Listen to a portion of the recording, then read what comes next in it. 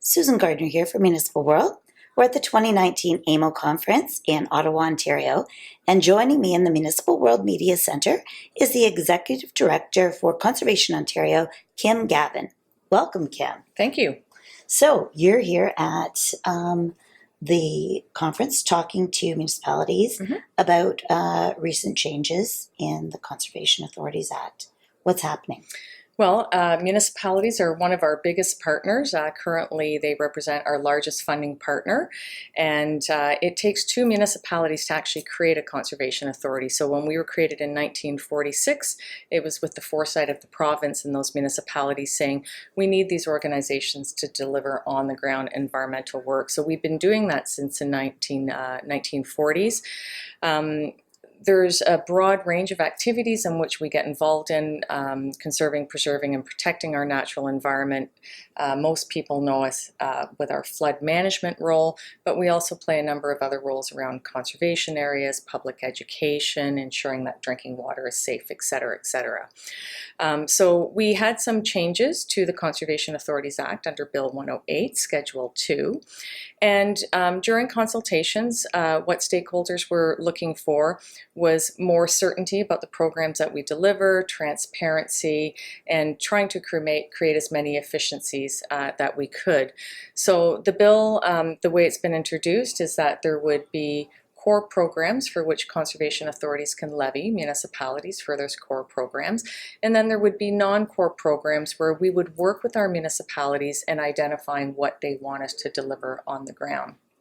And I think probably one of the things that's probably most understood or misunderstood rather about conservation authorities is that not every watershed is the same. So the needs of one particular watershed in those member municipalities might be a little bit different.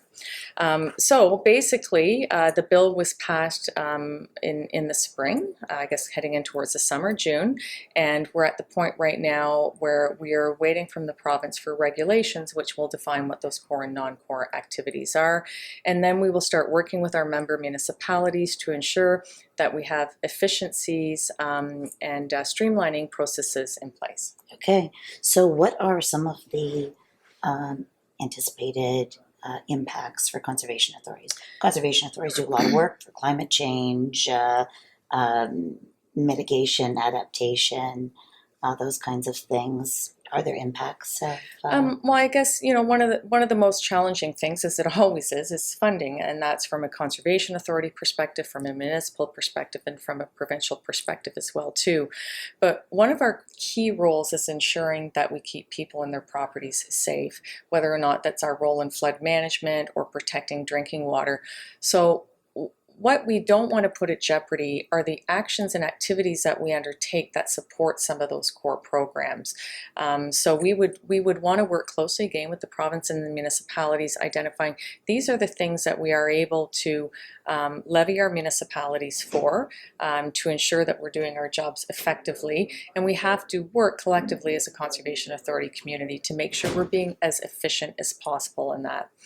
I know that during the review, we did hear some concerns regarding duplication of efforts, transparency, and reducing red tape, particularly as it related to our role in plan review and our development application review.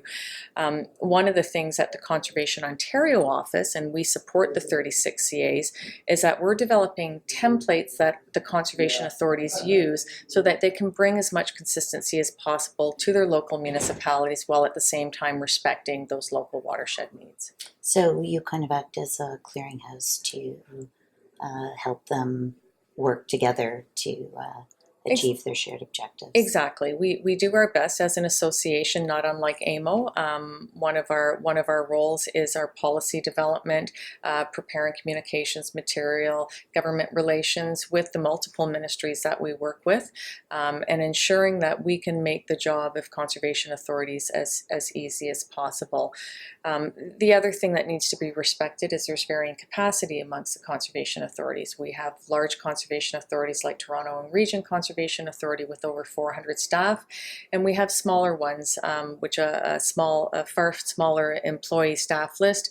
And so how do we ensure that they're still able to meet their core mandate, core activities rather, and keep people safe? And hopefully there'll be some recognition of those differences in the regulations as well.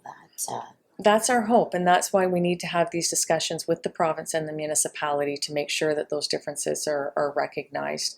One of the things that we had significant provincial cuts to our funding in the mid-90s, and the conservation authorities really had to rally together to figure out how would they raise dollars to support some of their activities, and they've done that through many of them have foundations and do outside fundraising.